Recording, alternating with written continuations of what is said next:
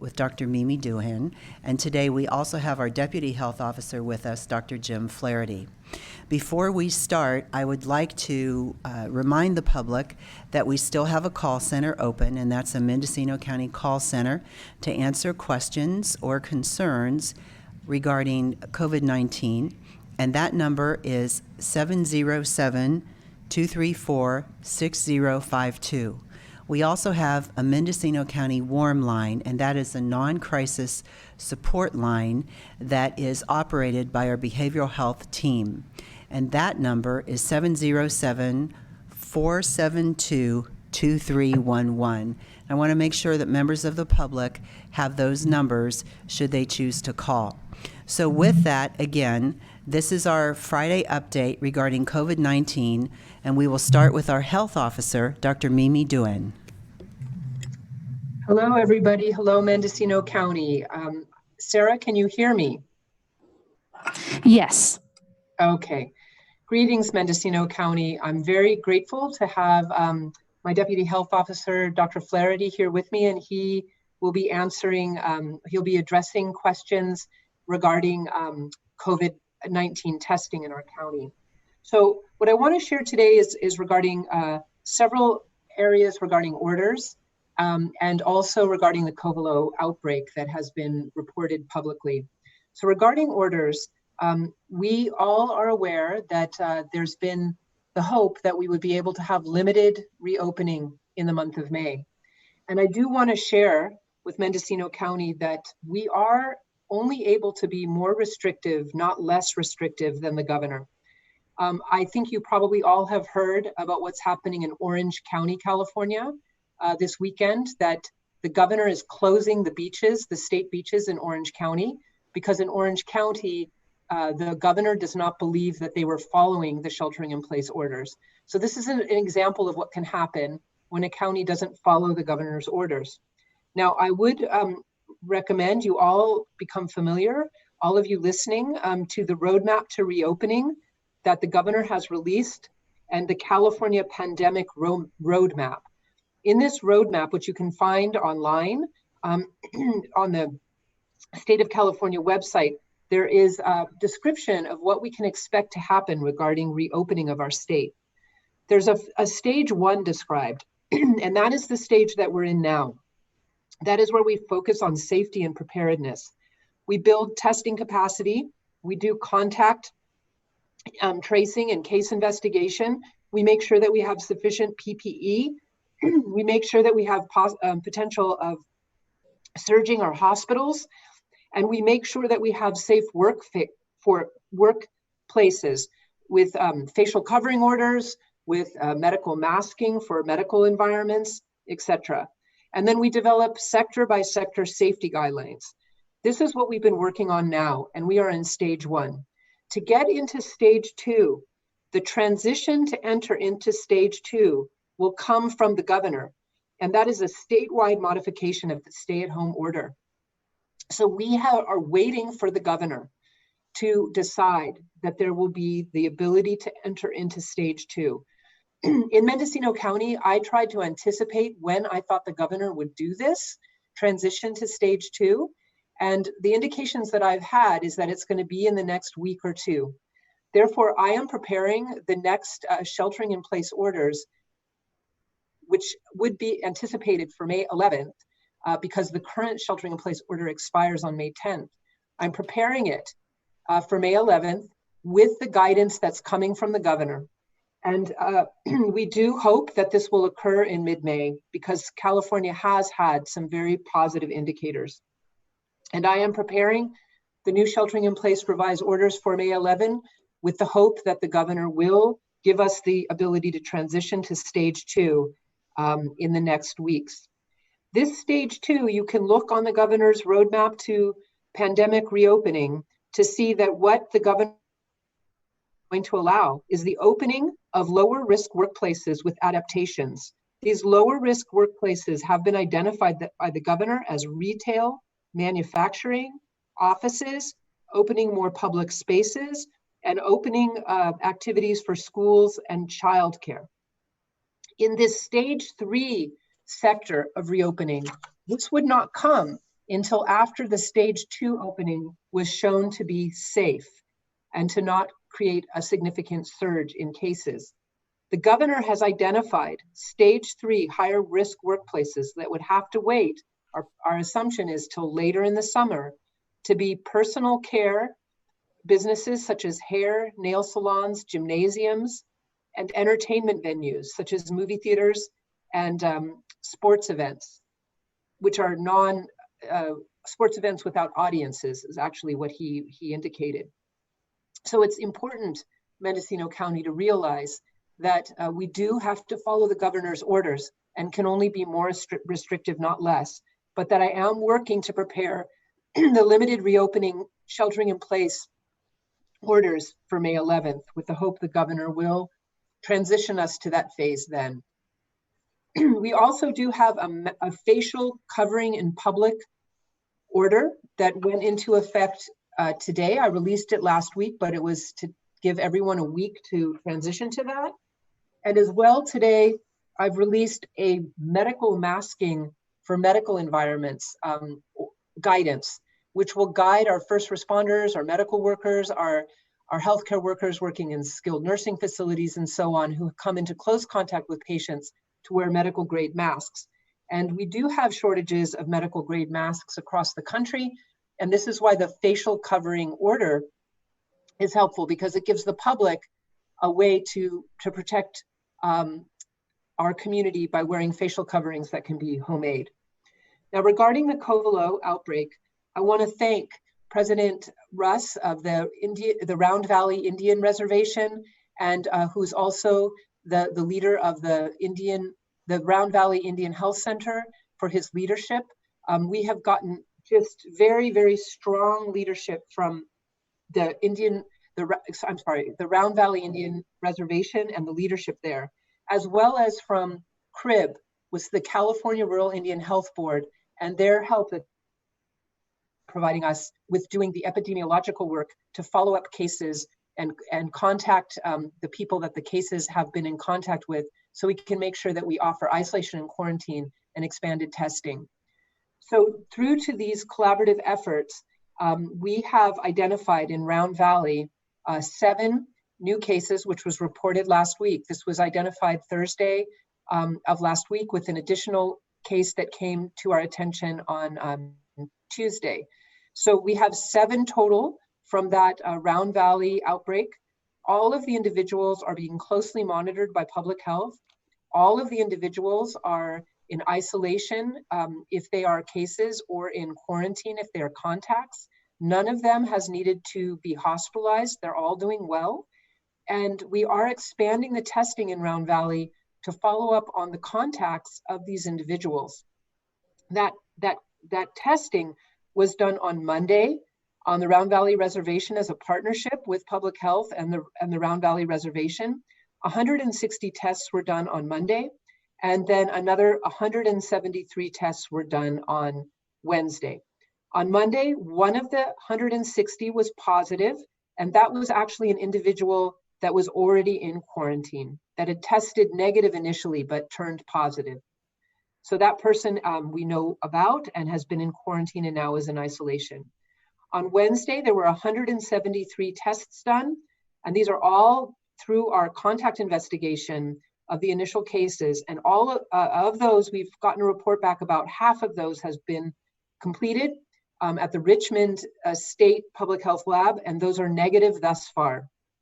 So this was a tremendous effort on the part of public health to do testing in the Round Valley Reservation, and in partnership with the tribal leadership in that community. So I would like to ask Dr. Flaherty to speak more about the testing that we've been doing. It's something that we can be very proud of in Mendocino County, and Dr. Flaherty has been leading those efforts. Thank you, Dr. Flaherty. Good afternoon, everyone. Yeah, we did the testing, as Dr. Doohan said, on Monday and Tuesday, and this is the first time that we've actually done drive-through testing. We've done some testing in other scenarios inside of some facilities. We did some walk-up testing early on. So Monday was a trial run, and we had a smaller crew, and we can definitely say that we became more efficient at it from morning to afternoon. And we were surprised that we processed 163 specimens, which was a great achievement. We came prepared to get 200 on Wednesday with a larger crew, and we came close. We got 173. And as Dr. Doohan said, the results so far are negative except for the one case. And so, you know, and the Round Valley Indian Housing Authority, which helped us set up in front of their building and helped us with setting up the actual shelters that we used, the pop-up tents. It all worked very effectively, and we collaborated with the clinic, which is about 1.5 miles away, who helped us with some support when we needed extra supplies or things like that.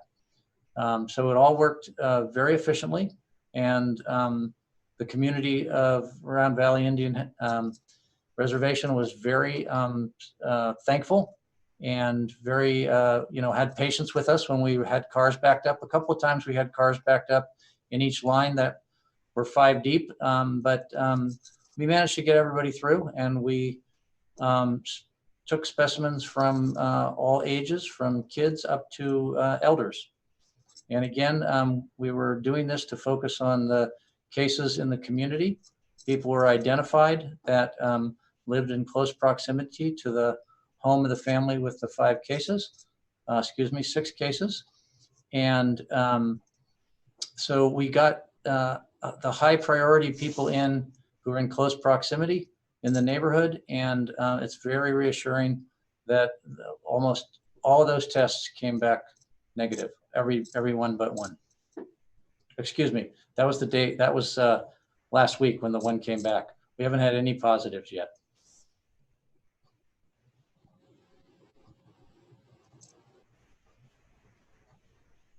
Dr. Doohan? Yes, so I'm relying on our PIO, Sarah Duquette, to say who would be the next person to speak. Yes, this is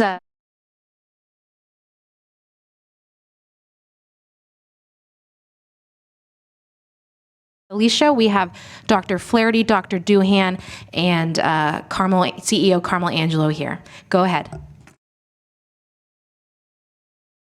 Can you hear me? So, I'm relying on our PIO, Sarah Duquette, to Yes. say who is the next person to speak. Yes, we can hear you. Yes, this is a.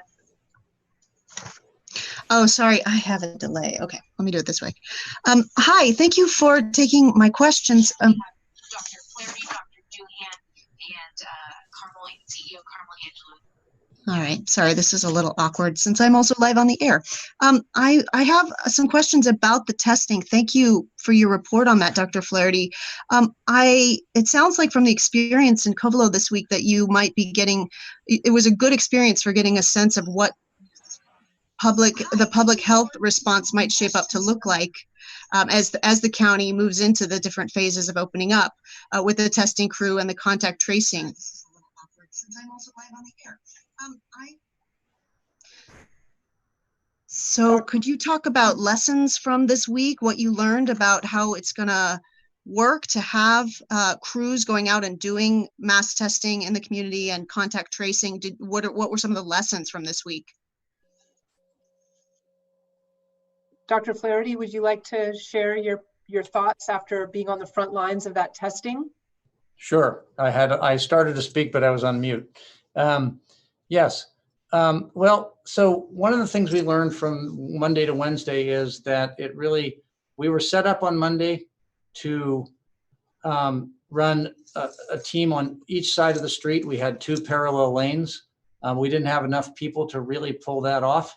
So we worked with 2 lanes, but from one side of the street, and we were much more efficient, as I said, on Monday in the afternoon than we were in the morning. So just getting the routine down was important. So that was one lesson.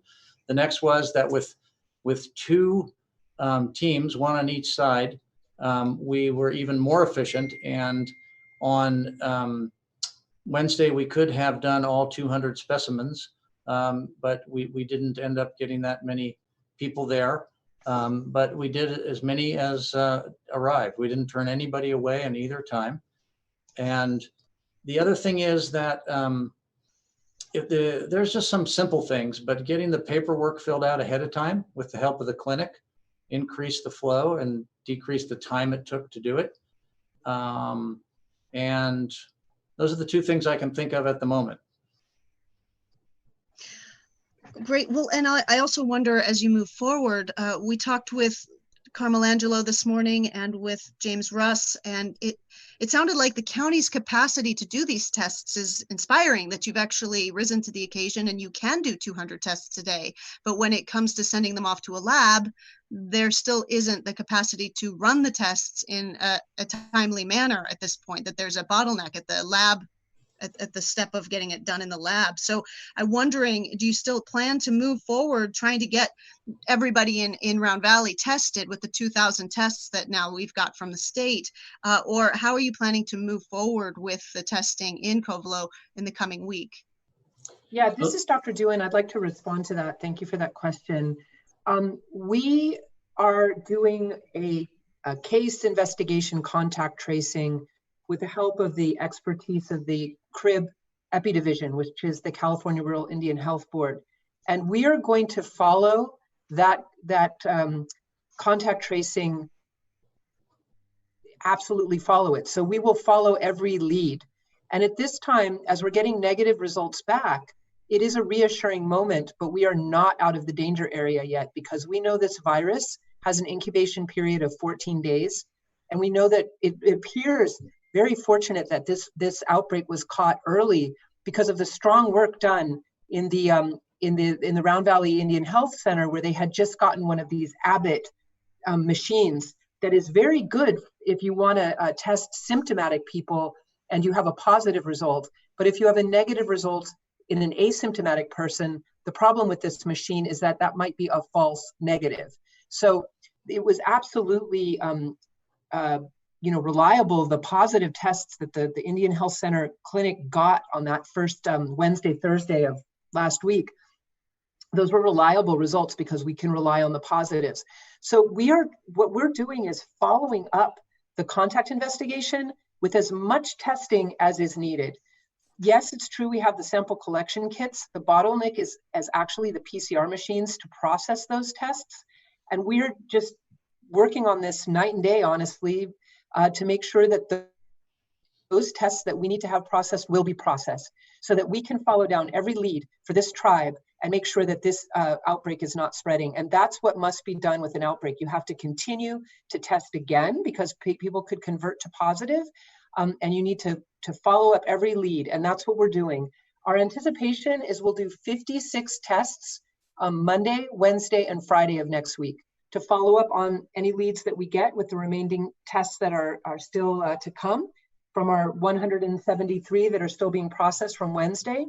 But as well, we want to retest those individuals that are in the neighborhood of these two families where they had cases.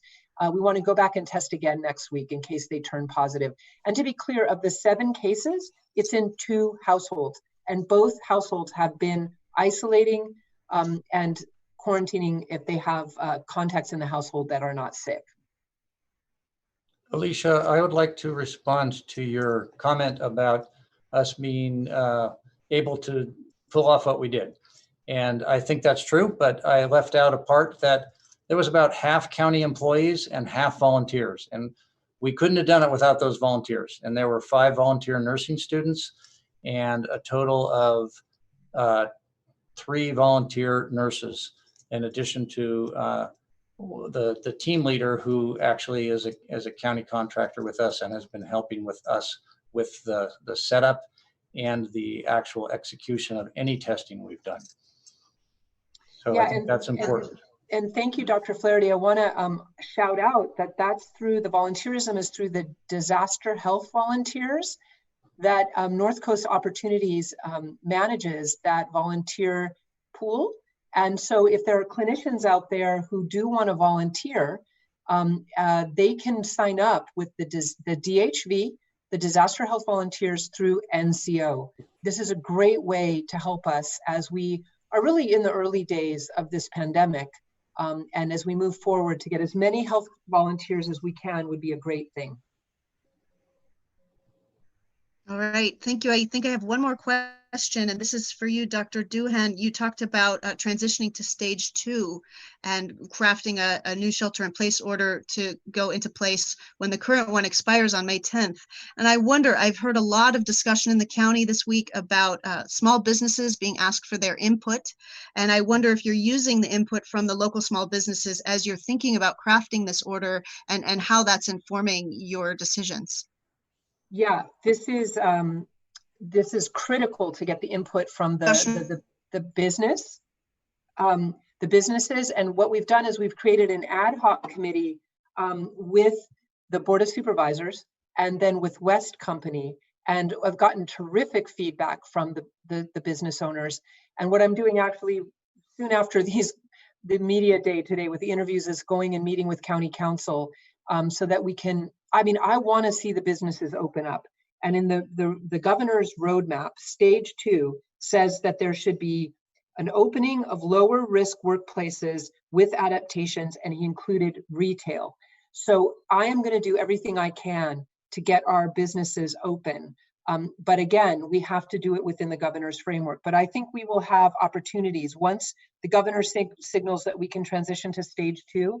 What I would like to see is that the low risk workplaces, that's meaning that you can maintain social contact, you can maintain social distancing in that business and that there's a low transmission rate. In other words, you have good hygiene. People are wearing facial coverings. You can wash your hands. I would like to see our businesses be able to open up with social distancing and with hygiene and with an emphasis on curbside pickup. That's important because if we did have a movement of this pandemic so that it worsened suddenly, the governor has made very clear, then we would have to go backwards with our sheltering in place.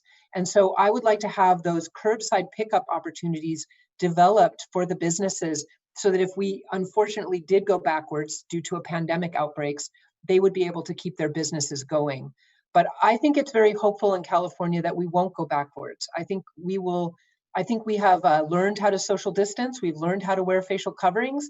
We've learned how to wash our hands more. And I'm very hopeful that we won't go backwards, that as we start to reopen, we'll continue to gradually reopen and get through this with a stronger business economy. All right, thank you very much. Thank you, Alicia. We're going to Willits Weekly, Mike Adair. He is joining the call to ask a question.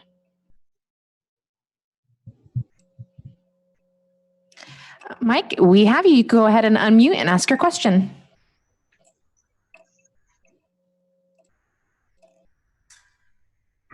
Okay. Thank you, Alicia. We're going to Willits Weekly, Mike Adair. He is joining the call to ask. Yeah, hi. I had a question about Round Valley, but you already answered it. Go ahead and unmute and ask your question. Yeah, I think I am unmuted. Can you hear me okay? We can. You're going to want to mute the live stream on your end. Okay. I don't know how to do that. We can hear you loud and clear, so go ahead and ask your question. Okay. So my question is this, over the past week, this is for Dr. Doohan and for Dr. Flaherty. You have, Dr. Doohan, you told the Board of Supervisors that you were making some guesses or some estimates about what might be permitted and what might not be allowed. And my question, in various phases, and my question is that my understanding is that you're going to be the county's public health officer until June 1st. And so I want to know, do you feel that Dr. Flaherty is going to be kind of mirroring the way you have approached it? Or is Dr. Flaherty going to have somewhat of a different approach to these health orders and opening things up? That's what I want to know. I'm going to turn my sound on. So I want to know, do you feel that Dr.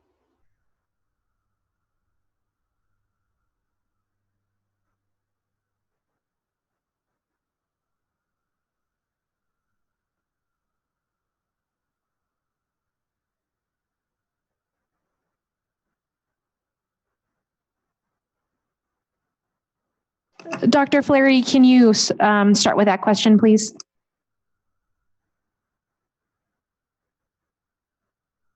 Sure. I just unmuted mine. Yeah, Mike Adair. Dr. Doohan has quite a bit more knowledge about the science of public health than I do. And I came in as a deputy to assist her and to learn from her. When she departs, I'm going to depend on the expertise of the public health officer down in Sonoma County, who we have calls with at least once and sometimes twice a day. That's Dr. Sundari Mays.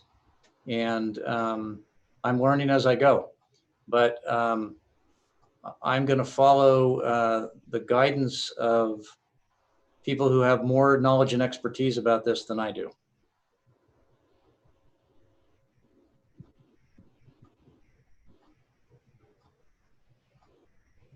We lost Dr. Doohan for a second, but she's now back on the call. Yes, I'm sorry. This is technology. I'm back on the line. Do we have Carmel Angelo on the phone, on the line? Yes. Okay, because she was going to say some comments about our search for a interim health officer to replace me. Thank you, Dr. Doohan. Yes, as some of you may know, we have had the position of public health officer, county health officer, actually on our website, advertising this position for a few months now. And when Dr. Doohan joined us, it was as our interim public health officer while we did a search. And then we had the good fortune of having Dr. Flaherty come on to work with Dr. Doohan as our deputy health officer. The board is currently in negotiations right now with a very good candidate who could take over when Dr. Doohan goes from being our interim health officer to being a consultant with us. So that's where we are right now. I don't have any additional information because we are still in the process of negotiations. What I will say is that Dr. Flaherty has been invaluable in working with Dr. Doohan and working with our county, particularly as evidenced this week with all the work he's done with our staff and our team going to Covelo. We hope that Dr. Flaherty will stay on as our deputy health officer as long as we need him and as long as he wants to. Thank you. Mike, did you have another question? No, I don't have another question. But I do want to, I'd like to ask you, Sarah, it looks like we've got two streams of audio coming my way at one time. There's like a 10-second delay or something. Could you help me? Yes, yes, I do. It's kind of a technical question. I'm experiencing like a 10-second delay. So I'm hearing everyone talk twice and they're talking over themselves. What can I do to make that go away? I can help you offline. We're going to go to Mendocino Voice. They're coming on the line to ask a question.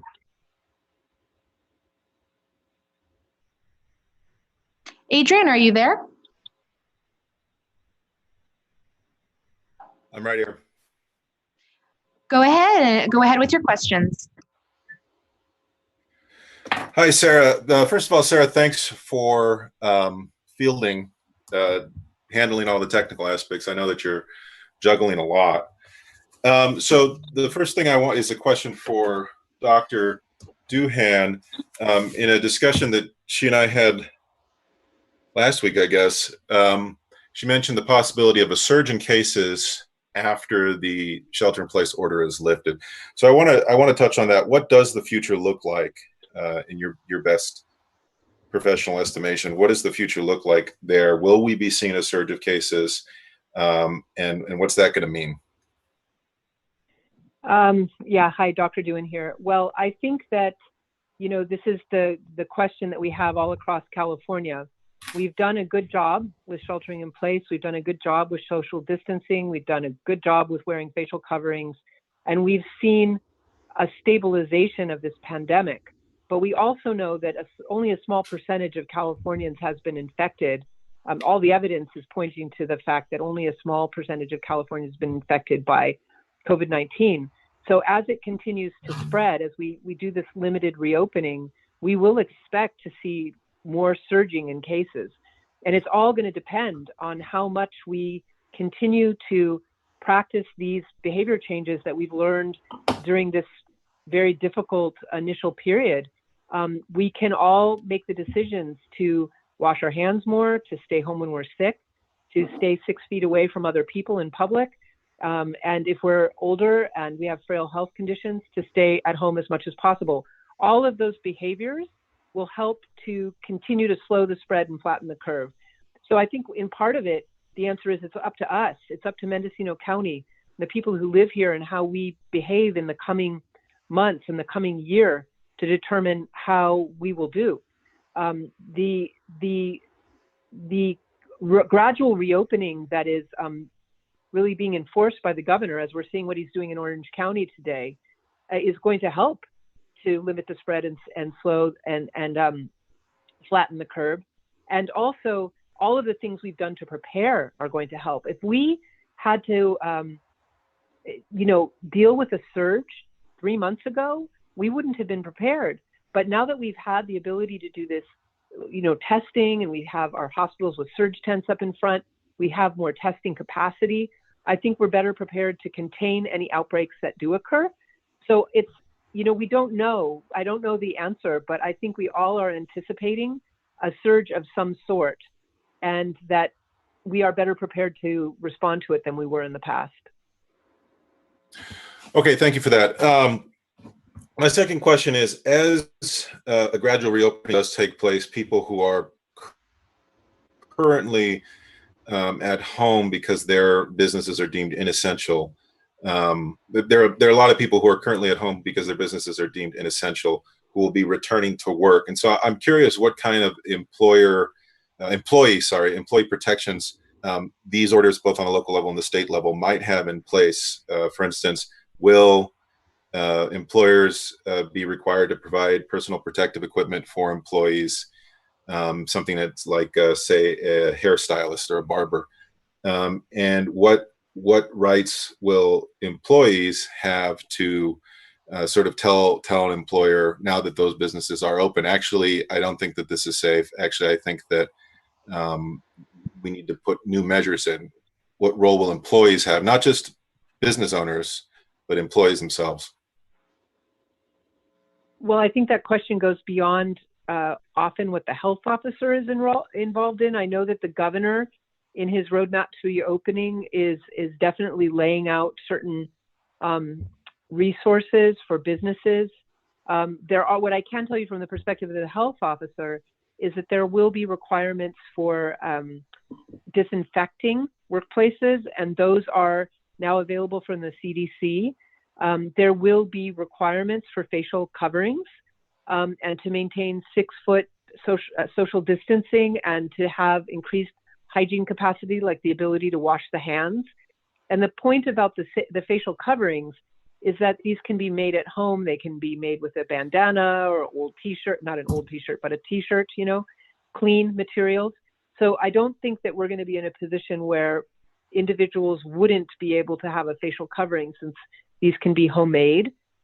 Regarding healthcare workers, healthcare professionals, this is a different category of worker, and that's why the guidance that I'm putting out today, that will become an order in a week, says there is a requirement to have people on the front lines of work that involves coming into close contact, which would be first responders, public safety, healthcare workers, that they should be able to have surgical grade masks. when they're needing to come into close contact through their work, medical grade masks. So that is something that the different employers, like let's say the hospital, needs to be sure that they have medical grade isolation masks for their healthcare workers to be able to do their jobs. And then the county is in a role to, if any of the hospitals or clinics have a shortage, there is a process by which those facilities can request more supplies through the county. So I hope that we will have sufficient supplies to meet our need as we move forward in this pandemic of medical grade masks and PPE. Okay, but if we could drill down on that a little bit, will employees have any kind of recourse that you're aware of within either state law or local law if they feel that their employers are putting them in a position that's unsafe with regard to the pandemic? Now that more businesses are opening up, will everyday, not specifically medical workers, but everyday employees have any kind of recourse there? As the health officer, I don't have the answer to that question. That would be a question beyond my scope of legal recourse. Okay, so then my last question is, if you could give people a sense of when and where facial coverings, now that they are mandated, should be worn, or have to be worn rather, or mandated to be worn. Or do you have to wear them when you're walking down the sidewalk, an empty sidewalk? Do you have to wear them anytime you go into a retail store, a grocery store? Do you have to wear them when you're riding your bike in the country or down a city street? Can you give us a sense of when that's required? Yeah, and I would encourage people to look up the order, which is online on our county website.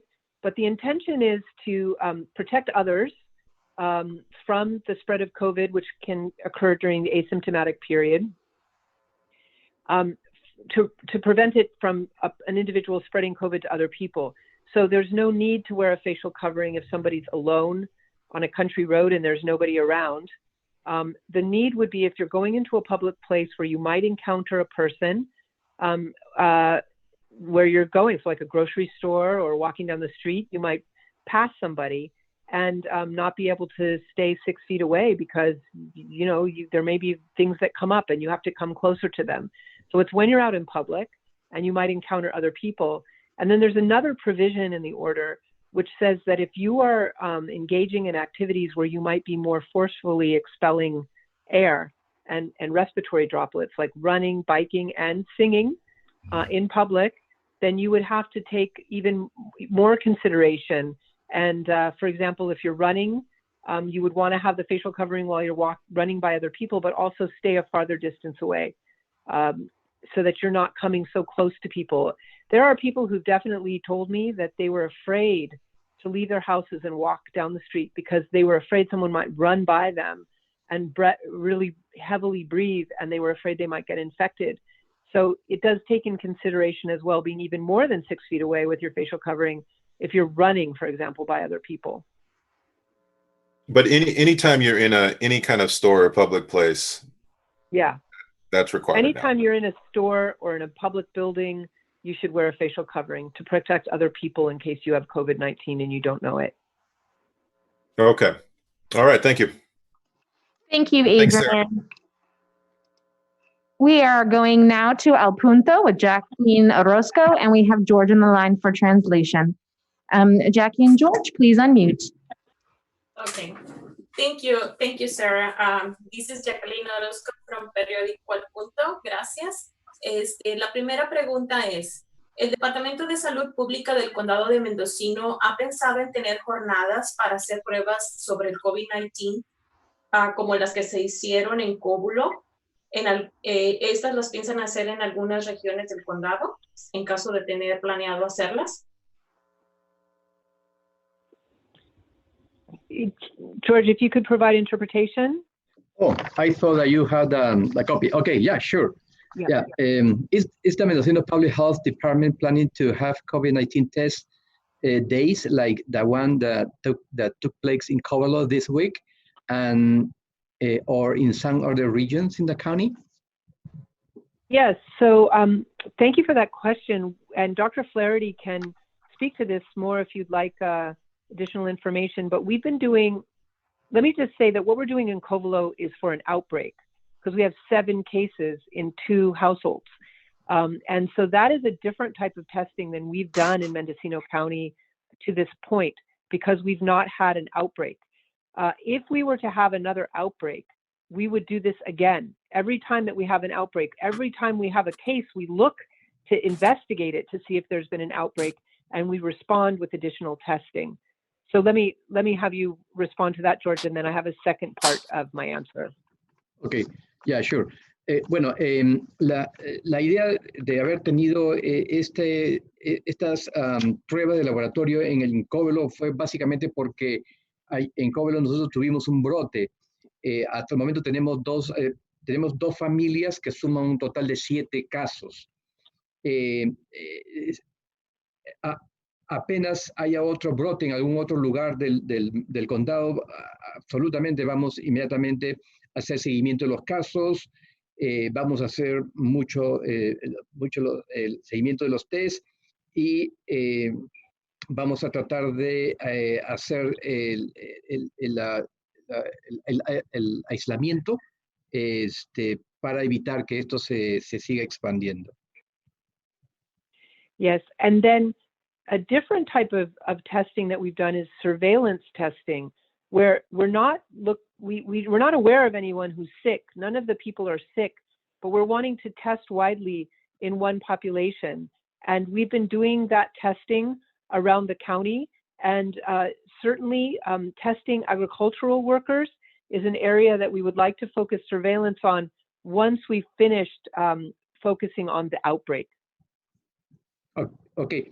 Lo que sí estamos planeando hacer son pruebas de laboratorio en ciertos grupos de riesgo, como por ejemplo aquellos que trabajan en la agricultura. Apenas acabemos con lo que está pasando en Covelo, vamos a empezar con este tipo de test de vigilancia de tipo preventivo.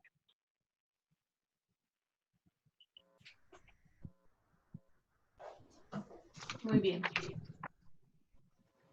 Entonces, la siguiente pregunta. Yes. Okay. Question number 2. Okay. Yes. La siguiente pregunta es, de acuerdo con algunas estadísticas que indican que en el estado de California el número de contagios por COVID-19 en la población latina es alta, ¿esta es la misma tendencia en el condado de Mendocino? ¿Se está tomando alguna medida específica al respecto? Okay, according to the statistic in the state of California, the number of confirmed cases of COVID-19, the Latino population is high. Is the same trend in Mendocino County?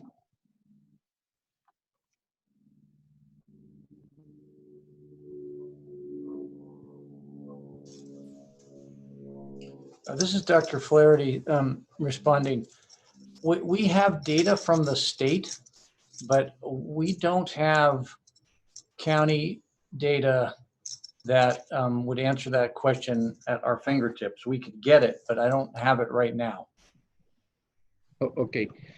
Bueno, tenemos nosotros información estadística del estado, pero no tenemos todavía de acá del condado de Mendocino. Es muy prematuro todavía para dar respuesta a esa pregunta. And then remember that we have just the small number of cases that we have, and we have a much smaller population relative to the larger counties in the state where they do have racial data available. So we would have to have some time to get that data together for you, and perhaps we could do it next week. Okay.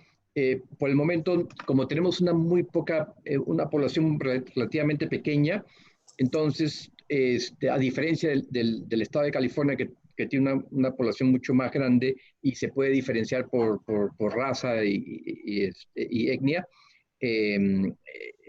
todavía nosotros aquí no la tenemos, pero el doctor espera tener esa respuesta contestada para nosotros la próxima semana. George, creo que no estaba en la versión en inglés. si están tomando alguna medida específica al respecto, algún tipo de medida de prevención. Específicamente para la comunidad hispana? Sí, para la comunidad latina. Okay. Debido. Okay. Doctors, there is any specific measure that the county is addressing specifically for the Latino community in order to prevent the spreading of the coronavirus among us? Could you repeat? Dr. Doohan's back in. Could you repeat the question, George? Yeah. Is there any specific measure that the county is taking in order to prevent the spreading of the coronavirus among the Latino community in the county?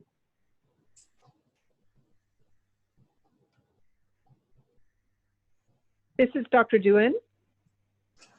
Can you hear me? Yes. Yes. Yeah, I'm so sorry. I keep getting kicked out somehow from the Zoom call. I can answer that question. You know, we are doing the same for our Latino community as for the entire community to prevent the spread of COVID-19. I mean, our orders for sheltering in place and our facial covering orders, social distancing in businesses, this is how we're protecting everybody in Mendocino County. And this is for all of the people of Mendocino County. In addition, we really want to be sure that anybody who is needing to get medical care and might need to be tested for COVID-19 should be able to call ahead to a clinic, or, you know, if they're sicker, go to the emergency department and receive medical care and be COVID tested. Our clinics all have the ability to order COVID testing, as well as the hospitals. So I think there's only one clinic in our county that has decided not to do COVID-19 testing, but otherwise the same ability to get testing and to get, you know, medical help should be available for the Latino population as for anybody in the county. But I also want to really thank El Punto, because I think that having journalists, you know, to get information out to the community as you're doing is a very, very important service. So thank you for meeting with us every week and spreading the messages that are so important to keep the Spanish-speaking population informed and safe. Okay. En relación a esa pregunta específica, Jackie, las medidas que se están estableciendo acá en el condado, por ejemplo, las ordenanzas de quedarnos en la casa, de cubrirnos la boca y la nariz, el distanciamiento social, en realidad es para todos, no hay distinción, es para todos las personas que vivimos en el condado. Con relación a acceso a cuidado de salud, todas las clínicas están en la condición de proveer atención médica a quienes las necesitamos. Excepto una clínica que no ha aceptado a realizar test por el COVID-19, pero sin embargo todas las demás han aceptado y todos nosotros podemos acceder en el caso que sintamos la necesidad de ir y hacernos la prueba para descartar que no tenemos ese virus. Finalmente, la doctora agradece el rol tan importante que está haciendo Al Punto, el periódico Al Punto, porque es una manera de poder llegar a la comunidad hispana, y ella agradece profundamente esto, porque de una u otra manera estamos rompiendo la barrera de comunicación y poder llegar a la mayor cantidad de hispanos en el condado. Ok. Mi tercera pregunta, my third question, it's, se dice que el virus puede quedarse en el aire por cierto tiempo. En los últimos días hemos experimentado cambios de clima en donde por las tardes comienza a hacer un poco de viento. Mi pregunta es, ¿este viento puede hacer que el virus vuele o se transporte a otros lugares? ¿Es por eso que debemos cubrirnos la nariz y la boca cuando salimos a caminar o estamos fuera de nuestra casa? Okay. The virus is said to stay in the air for a certain period of time.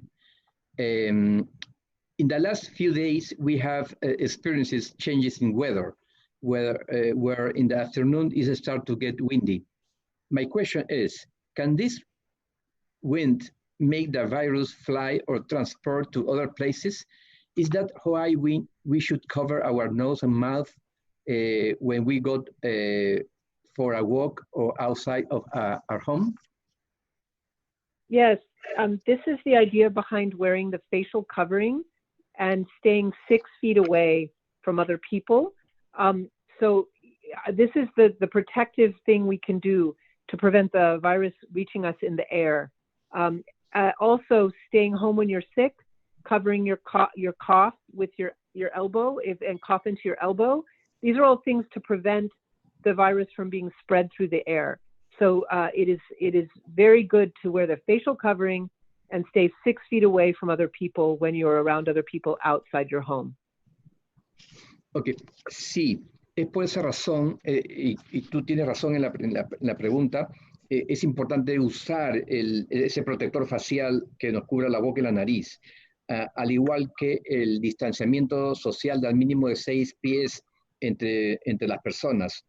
Debemos permanecer en casa el mayor tiempo posible y finalmente si tenemos tos o estornudamos debemos hacerlo en la parte interna de nuestro codo para evitar que esas gotitas, pequeñas gotitas que expulsamos puedan quedar en el aire.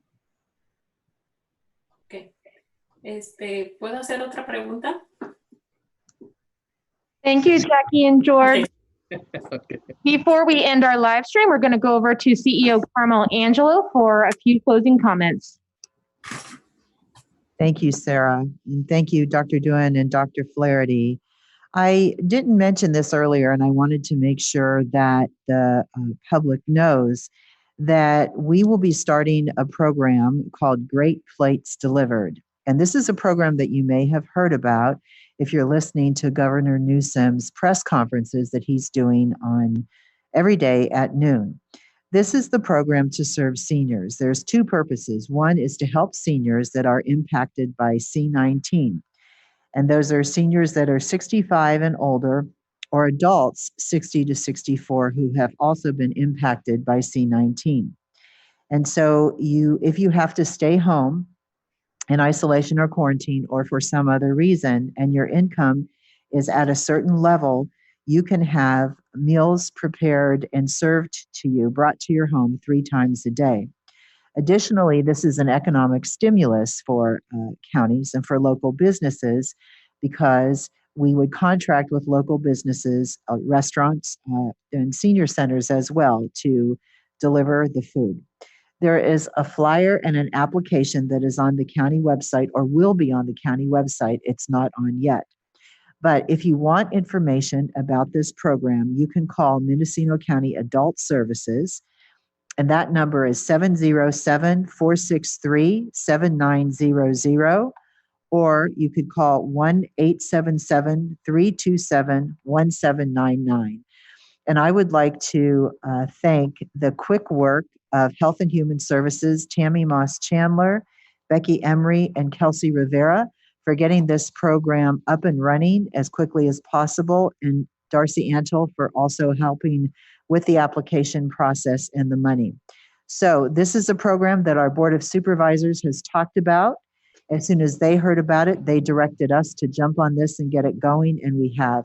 So I want to make sure that the public knows. Again, you could call Adult Services at 707-463-7900 for additional information.